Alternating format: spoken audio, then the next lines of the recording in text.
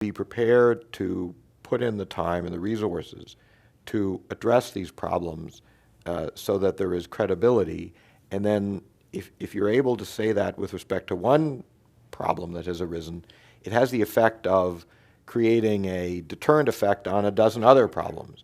So the other country understands that you're prepared to put your money where your mouth is and litigate and resolve a problem that way.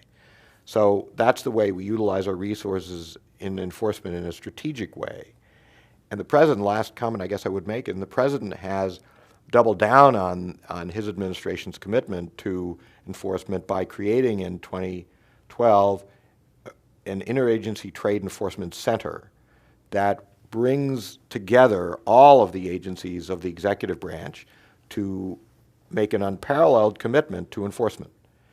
And this included, I mentioned the rare earths case before.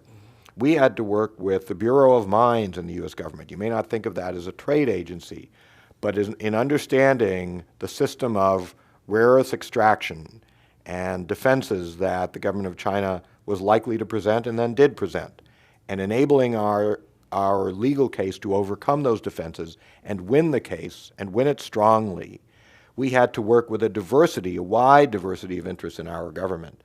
And so that was essential, and I've seen over 2 decades, that is an essential element of making sure that the trade agreement that we negotiate will in fact bring the benefits to the public, to workers, to businesses that it is intended to.